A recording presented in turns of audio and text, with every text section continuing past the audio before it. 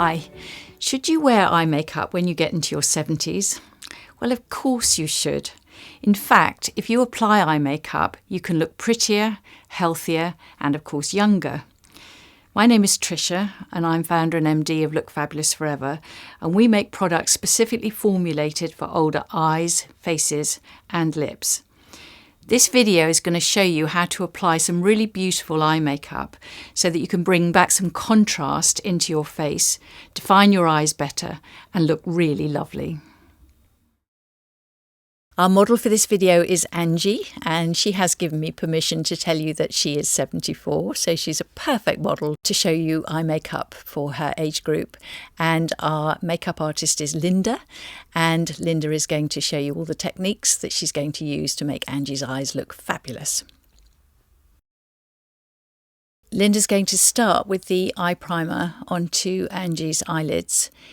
This is a really useful product when you're older, and as you can see with her eyes closed, Angie's eyelids are slightly discoloured. The effect of the eye primer, because it's flesh coloured, is to neutralise that whole area.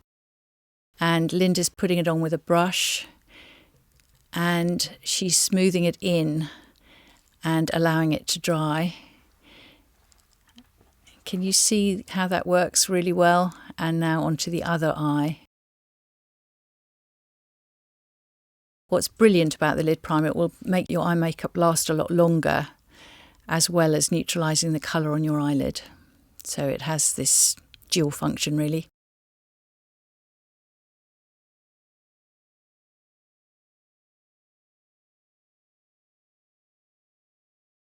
Lovely.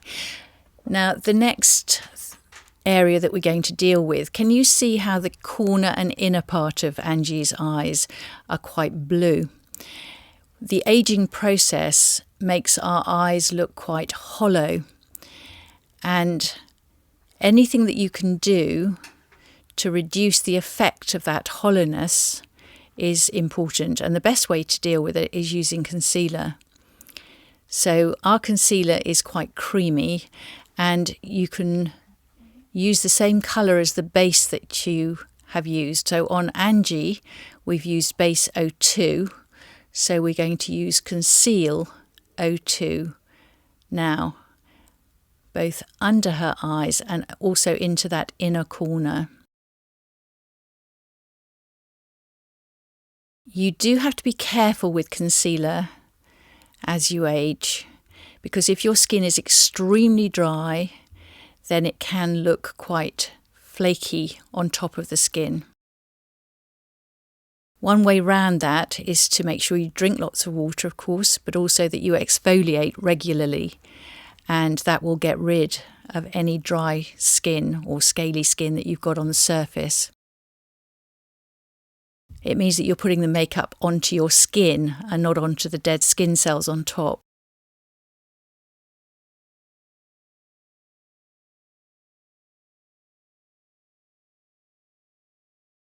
So just blending that really well, making sure that there aren't any hard edges. So can you see here how Linda is concentrating that conceal really into that corner area, as well as the under eye area? It is very, very important to cover that as much as you possibly can. It will make a huge difference to the eye makeup once we've got it on, if you do this properly. There we go, that's better. So what we want to do, we want to make Angie's eyelids lighter. Because her eyes are quite deep set, it's quite important that we bring that area forward rather than having it recede. So Linda's using our Fabulous Light, which is a highlighter, and she's using it as a kind of creamy eyeshadow. But it will do the job perfectly well and will in fact look really good on Angie's eyes.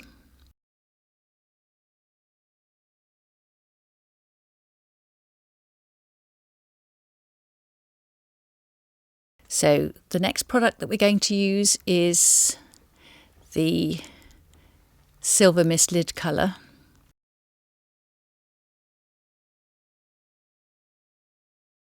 This is an eye smoothie, and Linda's applying it with the sponge applicator, and you can see where she's putting it all over the eyelid and up above the eyelid into that area there just underneath the brow bone.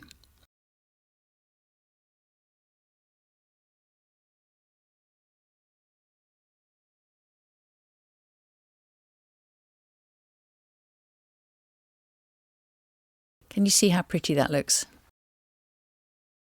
It's a lovely colour on her, and she's got gorgeous blue eyes, and the Silver Mist lid colour is very, very pretty on her eyes. So onto the other eye.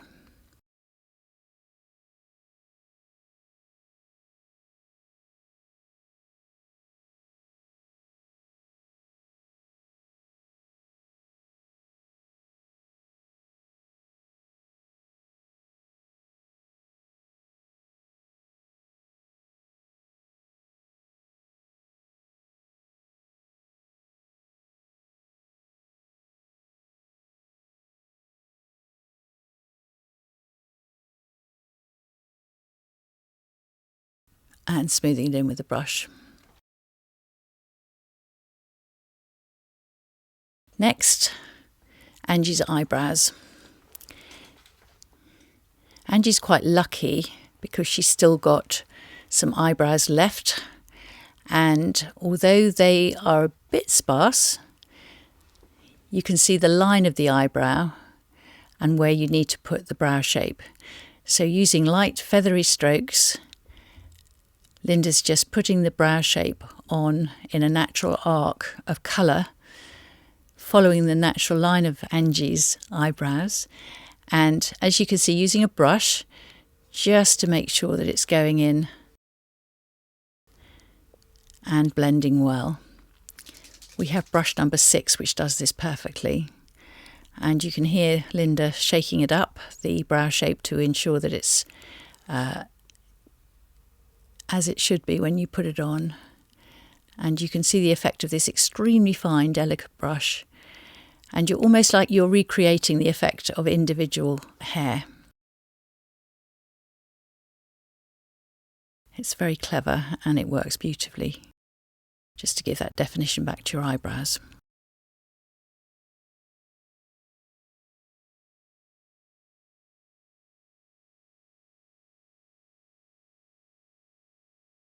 Lovely.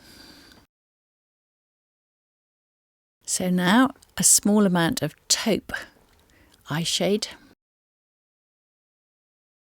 a fine brush, and pushing it into the roots of Angie's eyelashes so that they look as thick and luscious as possible. What you don't want to have here is any kind of hard or harsh dark lines.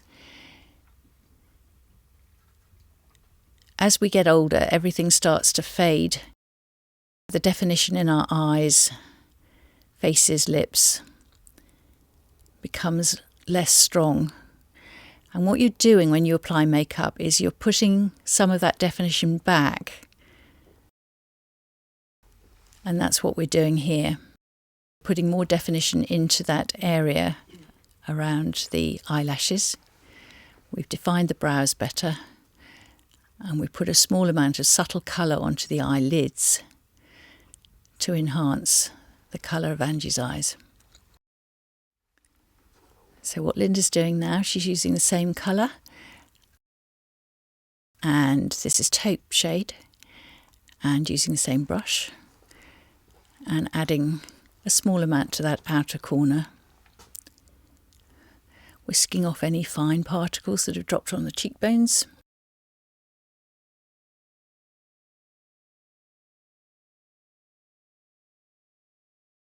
You're certainly never too old to have your eyelashes curled. And in fact, it can make a really, really big difference to how your whole eye makeup looks if you curl your eyelashes.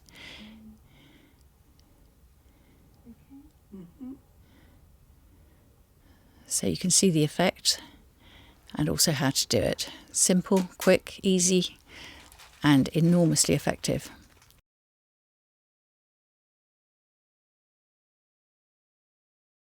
So using the mascara brush to add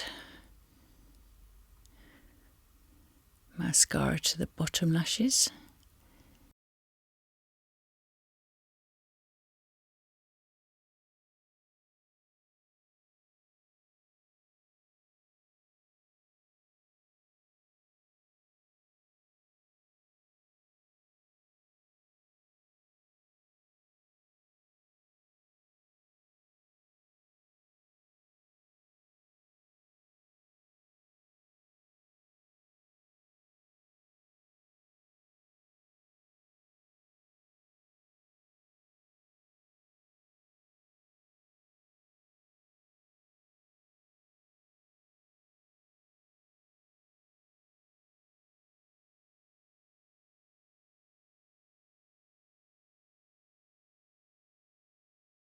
And the top lashes.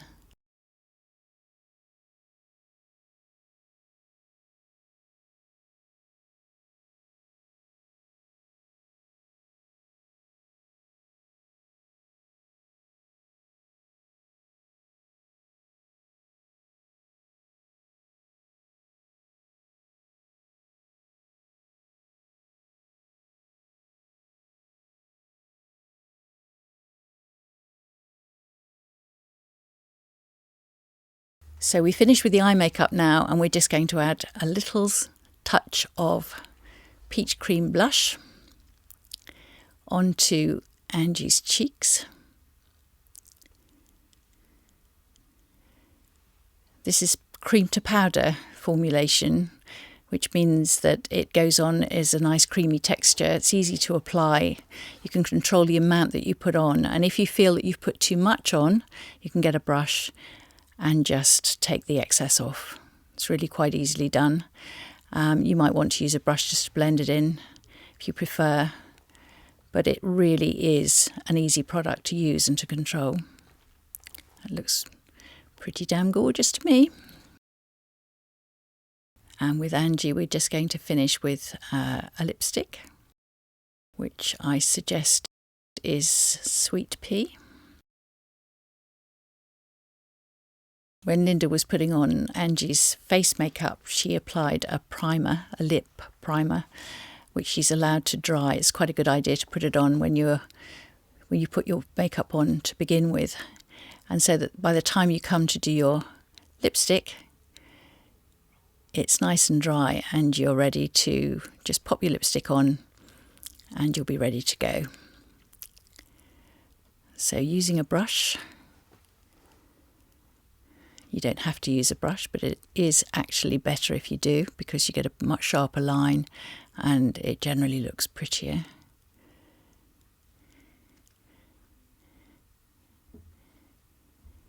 This is a lovely soft pink on Angie, and it's going to complement the eye colour, the Silver Mist eye colour, really well. I always think the moments that the face really comes to life are when you put the blush on and then when you put the lipstick on. It makes a huge difference.